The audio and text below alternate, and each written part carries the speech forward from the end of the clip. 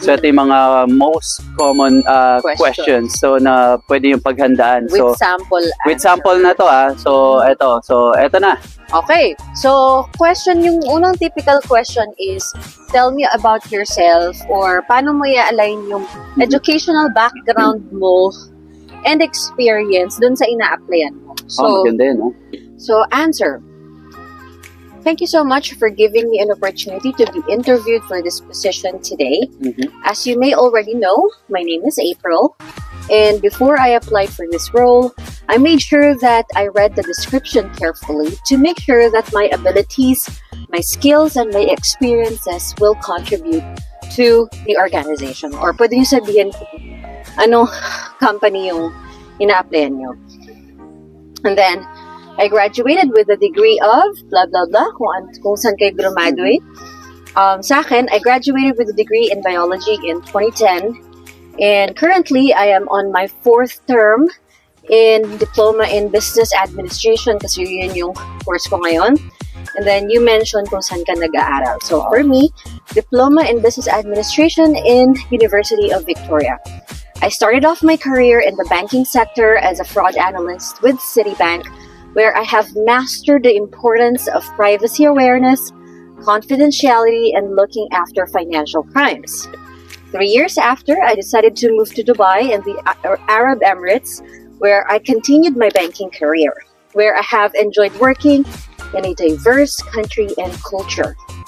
Currently, I work as a trial coordinator at the Supreme Court of BC, and I specialize in building and maintaining relationships in both internal and external resources. Performing a broad range of administrative activities, including records and data management, archiving, data entry, customer service, and report generation, while adhering to internal policies, procedures of BC public regulations. I am highly skilled in Microsoft Suite, SharePoint, data presentation using PowerPoint and Excel. And lastly, I am collaborative and can embrace change, trainable, and I always seek opportunities and improvement to grow.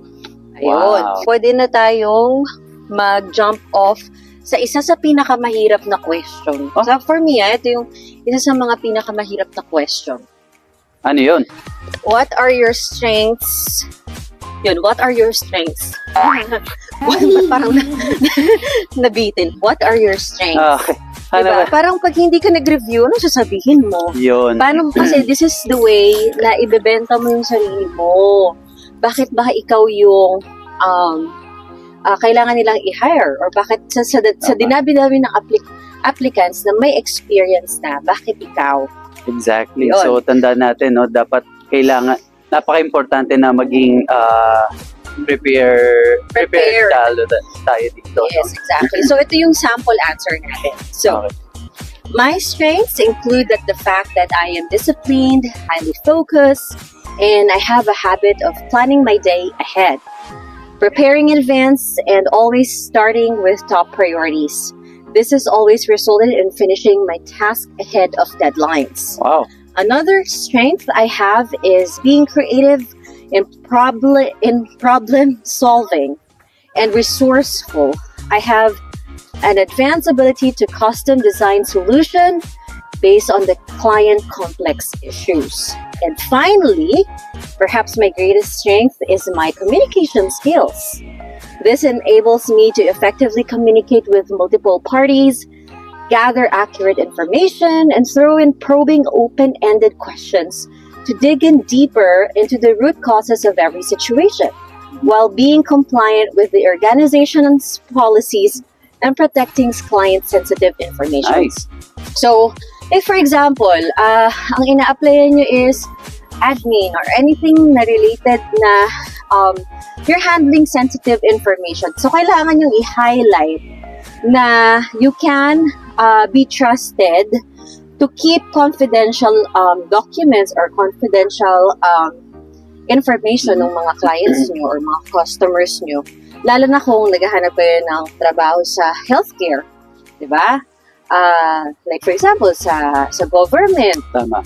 Or for example, sa banking. Kasi syempre, expose ka sa mga sensitive information na hindi siya publicly available. So, paano ka nga naman pagkakatiwalaan nung hiring manager kung hindi mo to i-emphasize sa interview? Actually, gusto ko lang isingit din doon, no, yung sinabi mo, isa sa mga strengths mo, yung maging problem solver ka. Kasi, tandaan natin, no, kaya tayo hinakay, hindi yung para lang mag-work.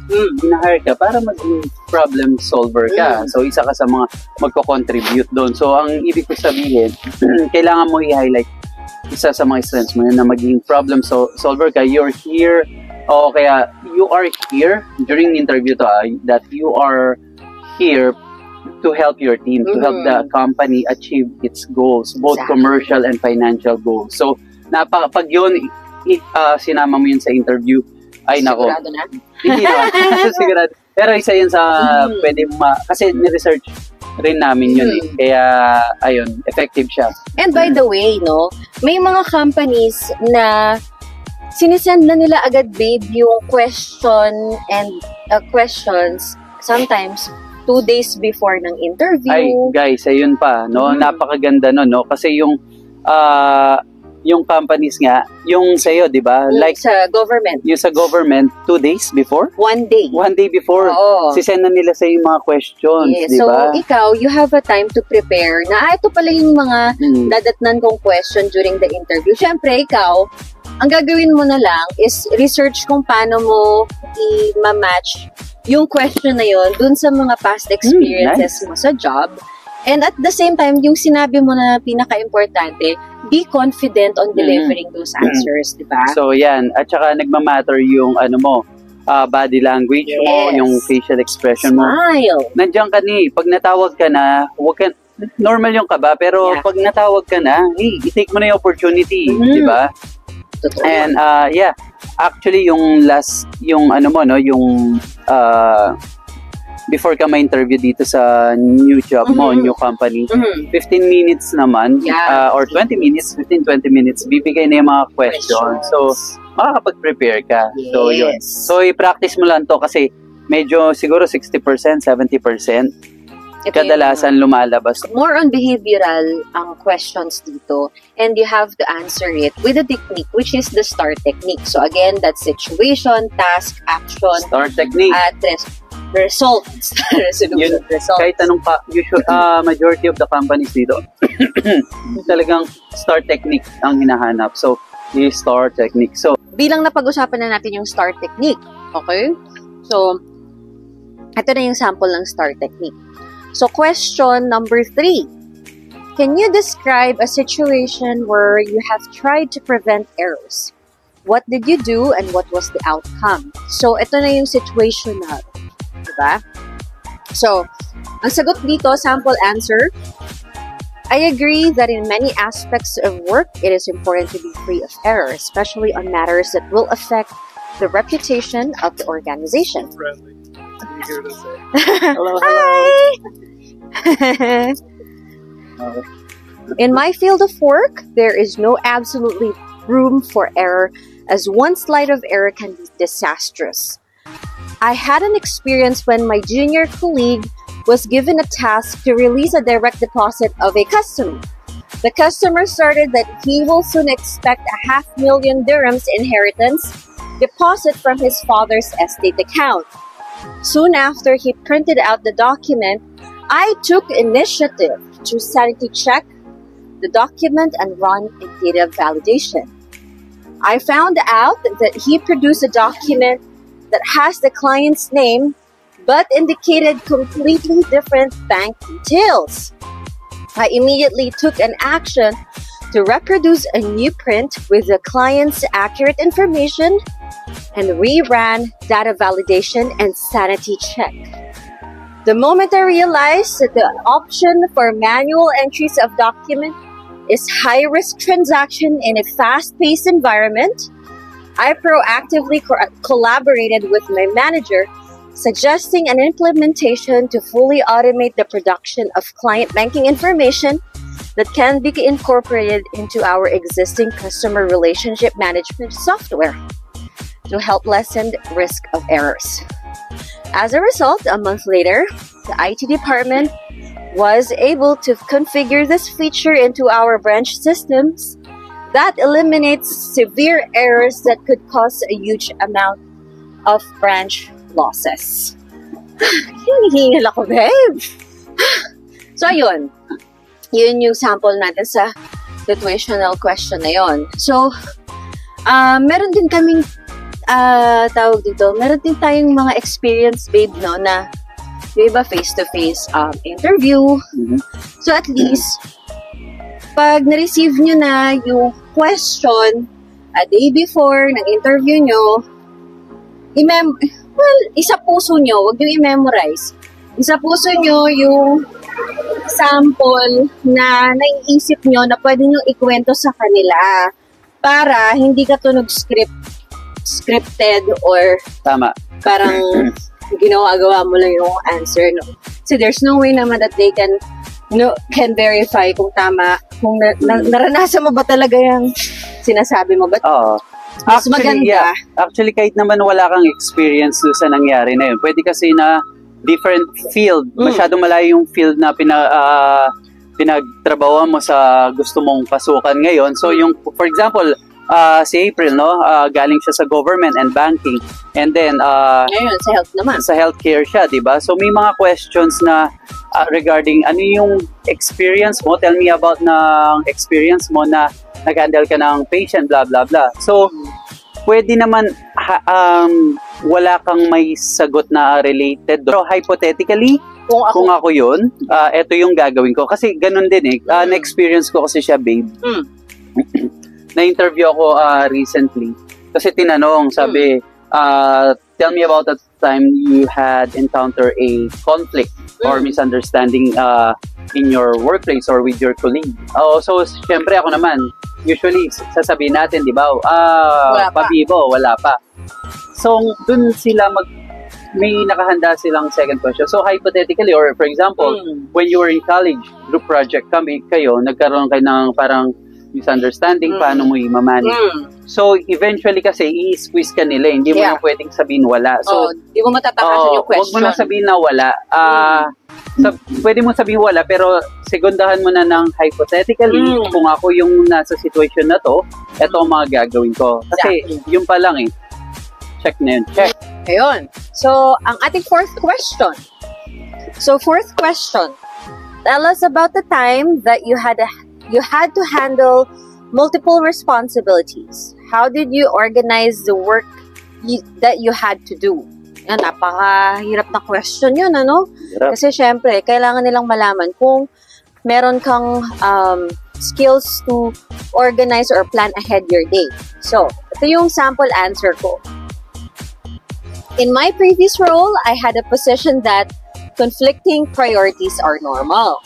Especially in branch banking, we face multiple responsibilities that require identifying urgent versus important tasks. To be specific, my responsibilities include attending in-person appointments, following ups on existing assignments or tasks, submitting real-time credit applications, and most importantly, keeping attention to tasks that were time-sensitive. I recall a situation where my colleague was about to give birth, and I took initiative to take over all her pending work while she will be away for 3 months. The week before she left for her maternity leave, I collaborated with her to run through and give focus on my upcoming task at hand. And because I have a plan in place, I was able to order the important to each task based on the urgency of our organization.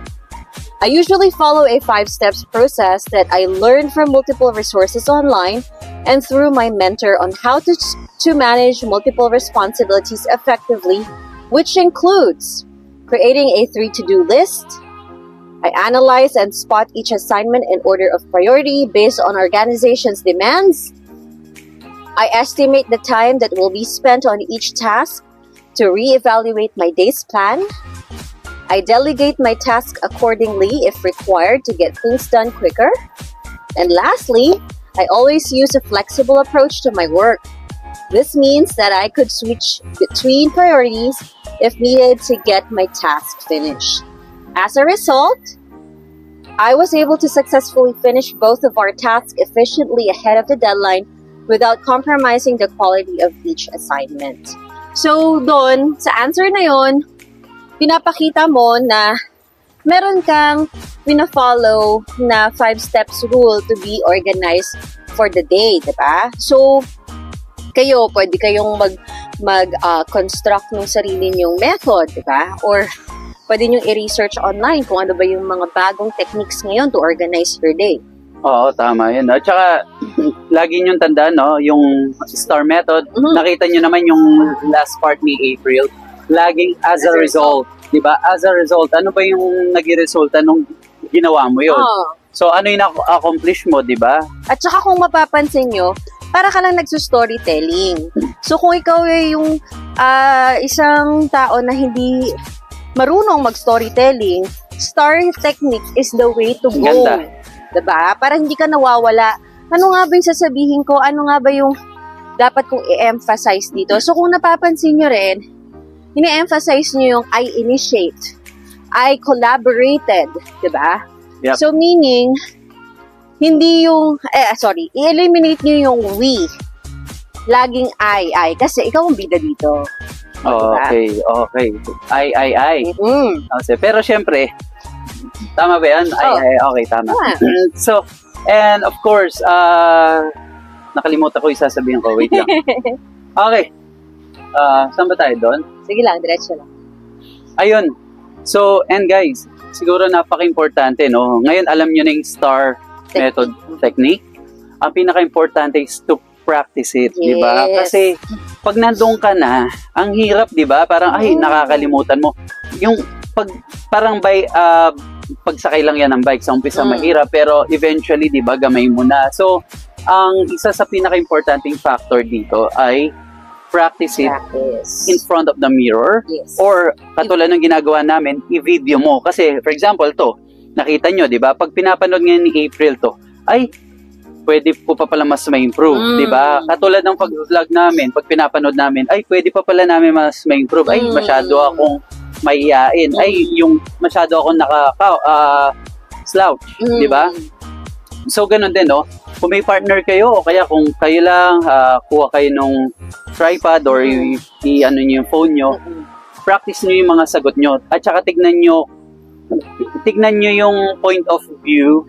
Pag piniplay nyo na, tignan nyo yung point of view ng nag-interview. Kung ikaw yung nag-interview sa'yo, sa sarili mo. Kapanipaniwala ba yung sinasabi niya? Confident ba siya, di ba? So, napaka-importante niyan. Isipin nyo guys, after like 4 to 5 na inulit mo yun, pagdating mo ng interview, parang napaka-natural na sa'yo eh. Kasi, alam ni, parang alam mo yung, yung... Nasa puso mo na kasi siya, tsaka alam mo na yung sequence yung sasabihin mo. That's the reason why ngayon pa lang, kahit wala pa kayong interview upcoming, gawin nyo na. Yep. Kasi, yun nga, importante yung, alam ko na to eh. Actually, lahat ng questions, halos lahat, pare-parehas ng format. Kumbaga, ikaw, kailangan mong mag-isip ng situation na, ay, pwede ko to ipasok sa ganitong type ng question, diba? So, kung in case yung isa man na question, hindi lumabas sa interview, pwede mo pa rin siyang ma-customize sa ibang question. And usually, alam mo, minsan sa iba-ibang companies, medyo iba yung tanong, pero halos same yung konsepto. Exactly. Diba? So, kung alam mo na yung mga basic words na yan, at magpo-focus ka sa mga ano yung strengths mo, diba? Tsaka yung mga strengths mo, at ano yung mga contribute mo sa mga company in general, yan na yun eh. Yes. So, yun yung mga tips namin on how to answer yung mga questions na typical dito sa Canada. Again, kung engineering or something na skilled yung ina-applyan nyo, baka hindi ganito yung mga questions. Pero kung something like, supervisory position, how will you lead? Diba? Parang describe a time na, yun nga, yung sinabi ni Jim na meron kang colleague na, had a conflict, or yung mga leadership questions. Marami dyan sa Google. Ayun. Yep. Meron ka pa ba? Meron pa. Marami? Hindi. Ilan pa? Sandali lang. Ayun, so yung next namin is, na si Bundy. papakita namin yung format ng CV na usual kong ginagamit, usual ni Jim na ginagamit, Yep. na nakaland sa amin ng job sa kanya as a supervisor. Kasi, tandaan nyo guys, yung typical na CV sa Middle East, kahit anong company pa yan, kahit American companies pa yan, or sa Pinas, magkaiba yung format ng CV dito. So, i-share namin sa inyo kung ano yung format dito ng Canada. Okay, so yeah. So ngayon, ginagawa namin, namamasyal ako, galing lang kami sa church. And then, ayaw pa namin umuwi kasi tomorrow is holiday. It's Thanksgiving dito sa Canada. And as you can see, leaves are really started to fall na siya everywhere. And ang ganda niya tingnan. Actually, kala ko parang, ba't ang kalat? Pero, kung titingnan mo siya ng parang panoramic, parang wow. Ganda niya. Ito pala yung mga nasa movies. At saka, ito yung tinatawag, kasi fall season, no? So, kaya hindi pa masyadong nililinis yan. Kasi everyday, talagang fall eh. Talagang nagpo-fall yung mga leaves. Ito yung leaves, yeah. So, meron talagang days dito or in a week na may maglilinis niyan. Mawawala yan, mga yan. Yeah, so, tsaka dito, lalo na kung bahay yung titirhan mo, tapat mo linis mo. Yes. Pero pag like for example, gaya niyan, mga apartment, yung ganitong apartment sa gilid mo, meron silang mga parang tinatawag na maintenance fee every month. Nagbabayad sila ng maintenance fee monthly kasama ata yun sa rent nila kasi yung building na yung naglilinis. And of course, pwede ka ma-penalty dito pag hindi mo nililinis yung lawn mo, yung harap ng bahay mo. Diba? Yep. So, hindi basta-basta pwedeng hayayaan mo sila, diba? Exactly. Yeah. Saan ba tayo papunta? Naglalakad-lakad lang. So, yun guys, naglalakad-lakad kami. Kung gusto rin kasi talaga namin, yung pinaka-importante, isa sa importante ng vlog namin. Kasi gusto lang din namin ma-share sa inyo, lalo na yung mga wala pa dito. Ano ba meron sa Canada? Ano yung feel? Diba? So, ayan guys. So, ayan, no? Tignan nyo gaano kaganda. Napaka-relaxing, diba? Fall season. Kaya kung makikita nyo, iba-iba na yung mga kulay ng mga halaman. Lalo na next month, no? Mas makikita mo pa na karamihan dyan, mga yellow, green, red. Diba? Yes. May blue. Yellow. Blue? Wala bang blue? Okay. Orange. Yan. Kala ko may blue. So, kanina, no, babe, natuwa tayo kasi galing tayo sa church and merong lumapit sa atin na viewer. And di naman namin ina-expect na gano'n na pala kalaki yung viewers natin. So, nakakatuwa. Nakaka-inspire lalong gumawa. Naligaw lang sila sa natin vlog. Ayun. And nakakatuwa naman namin na tayo no, na mga na-share, na-inspire na kababayan natin. So again, ang napakaganda dito, no, ang sarap maglakad, ang tahimik. Lahat dito, no, mas preferred nila talagang karamihan, hindi naman lahat. Kahit may kotse sila, mas prefer nila na mag-bike sila. Kasi ang sarap mag-bike, ang sarap lalo na pag dog lover ka, di ba? Ang sarap na i-walk yung dog mo. Ganyan. So yun, tapos yun yung, actually babe, ito yung nagustuhan ko sa Canada. Yung kahit saan ka magpunta, kahit malayo ilang kilometers, lagi may katulad niya, no? May sidewalk. Yung sidewalk ang lalaki. Tapos in between ng sidewalk, guys, pansinin nyo, may mga halaman in between. So either magandang lawn na magaganda yung halaman, tapos yung sa kabila, tingnan mo naman dito, babe. Ang ganda yung flower. Yes, so papakita namin sa inyo yung flower. So, diba? Oo, guys. Oh.